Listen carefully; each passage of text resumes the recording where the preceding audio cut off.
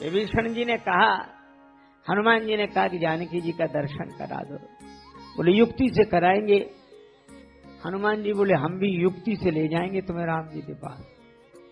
विभीषण जी बोले और तो ठीक है, हमारी दशा तो सुनो।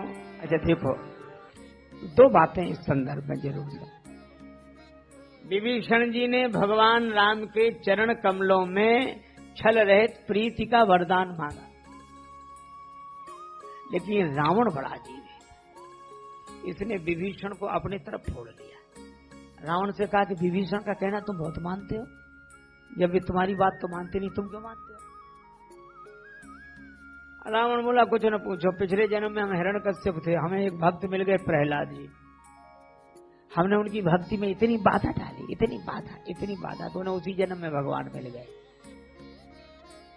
तब से हमने सोचा कि विभीषण की भक्ति में बाधा मत डालो, वही आप भजन कर करो कुटिया नामत बनाओ, कोई बाधा ही न डाले। तो विभीषण क्या सोचे, तो रावण है तो बुरा लेकिन अपने लिए तो अच्छा है।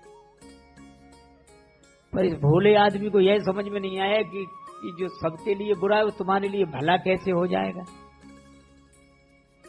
विभीषण जी कोई बात कहते रावण तुरंत मान लेता। तो ये रावण की तरफ इनके मन का दुर्बल पक्ष हो गया और मांगा था भगवान के चरण कमलों में अनुराग। हनुमान जी समझ गए। तो पहले तो विभीषण को समझाएगा, सुनो मुंह में दांत पहले आए कि जीभ? बोले दांत। बोले अंत तक कौन रहेगा? जीभ पहले आई तो अंत तक कौन रहेगा? बोले जीभ और दांत का, दांत बीच में आए बीच में चले जाए। तो बोले इनसे काहे को डरते हो, तुम पहले आए हो बाद में। फिर 32 दांतों का जीभ बिगाड़ेगी क्या? बोले जीभ तो ऐसा बिगाड़ेगी, इन दांतों का कोई नहीं बिगाड़ सकता। डॉक्टर के पास जाकर बोलता कौन है? जीभ के डॉक्टर साहब अब तो ये दांत बहुत परेशान कर रहे हैं। अगर डॉक्टर से ये शिकायत कर दे तो दांत बोल सकते हैं कि नहीं साहब ये झूठ बोल रही है, हम 32 हैं। डॉक्टर तो जीभ की बात सुनता है, एक एक करके सब दांतों को निकाल कर बाहर करता है। हनुमान जी ने कहा विभीषण जी मुख है लंका की तरह आप हो, जीभ की तरह राक्षस हैं, दांतों की तरह, चिंता मत करो, कुछ दिन बाद डॉक्टर साहब आने वाले हैं, यहीं समुद्र किनारे शिविर लगेगा, आप तो कह देना, अगर एक भी बचे तो हमें बताना। और विभीषण जी ने वही किया, एक नहीं बचा दांत। श्री तुलसीदास जी कहते तुमरो मंत्र विभीषण माना, लंकेश्वर भय सब जग जाना। अच्छा मुख में अगर एक भी दांत न रहे तो राज्य किसका? जीव का चाहे जा घूमे, कौन रोकने टोकने वाला? तो विभीषण जी को ये मंत्र दिया। लेकिन एक बात है, कई बार सत्संग हम पर असर नहीं करता। कब करता है? कभी कभी तो बिल्कुल नहीं करता।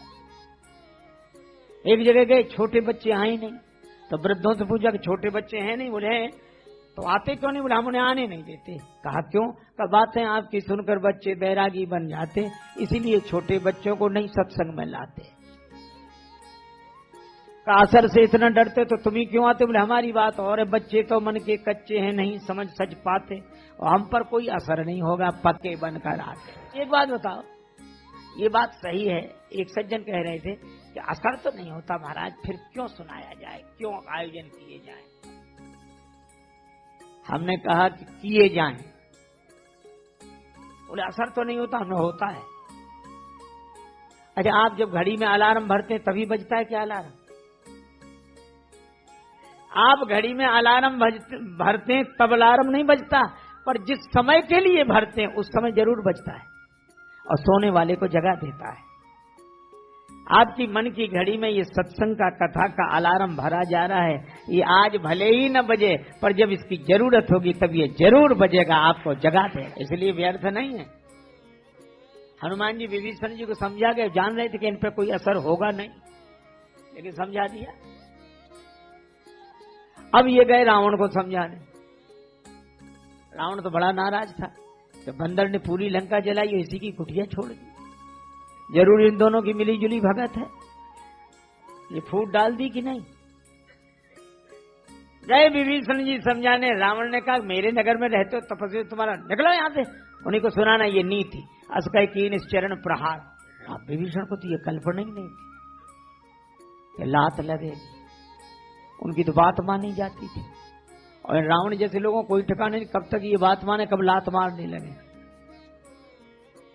विभीषण जी ने बहुत पांव पकड़े, पर रावण ने लात मार कर निकल जाओ। और जब रावण की चोट लगी तो उन्हें उन चरणों की याद आ गई जो कभी ठुकराना नहीं जाते। इस तरह राम नाम को सुमिरवो तुलसी वृथा न जाए, लड़काई को तैरिवो आगे हो तो सहाय। बालक खेल खेल में तैरना सीख लेते हैं, पर संकट में वही तैरना काम आता है। अच्छा, मालूम भगवान के चरणों की याद कब आई और संत की बात कब लगी? संत की बात तब लगती है जब अपनों की लात लगती है। अपनों की लात न लगे तो बात लगती नहीं। कुछ लोगों को बात लग जाती पर लात नहीं लगती, कुछ लोगों को लात लगती पर बात नहीं लगती।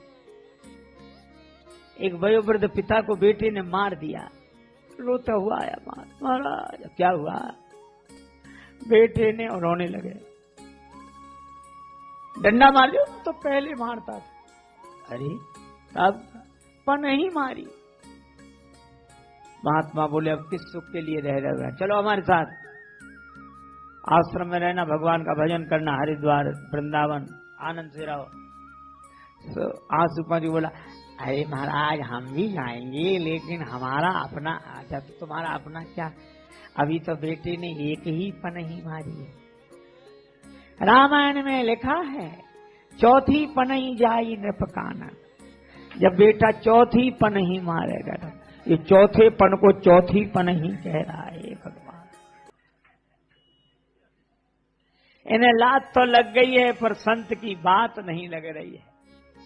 जब दोनों लगे, अपनों की लात और संत की बात, तब होती है भगवान से मुलाकात। इसलिए ये सत्संग करते हुए राम नाम जप का सत्संग करें और भगवान से प्रार्थना करें। राम नाम आपको सुख दुख से पार ले जाएगा। उनको लगा कि हम तो भगवान को देख रही हैं, सांवले घोड़े सुकुमार कुमारों को देख रही हैं, पर ये भी जरा एक बार देख लेते तो हमें भी इनके मुख का दर्शन साफ साफ हो जाता। अब देखो, एक सखी बोली ये देख ही नहीं सकते। क्यों? ये बिल्कुल धर्म के स्वरूप हैं। रामो विग्रहवान धर्म, साक्षात धर्म है। ये धर्म के मार्ग पर चलेंगे, और धर्म के मार्ग पर चलने वाले को इधर उधर नहीं देखना चाहिए। इधर उधर देखे सावधानी हटी दुर्घटना घटी। बहुत कठिन है धर्ममय जीवन जीना। देखो, धर्म की बात करना अलग बात है, धर्म को समझना अलग बात है, पर धर्म को जीवन में जीना। मुर्दे का स्वांग सरल है, निर्वाह कठिन है। धर्म की बात समझ लेना, सुन लेना, यह सहज है, पर धर्म को जीवन में उतार कर जीना बहुत कठिन है।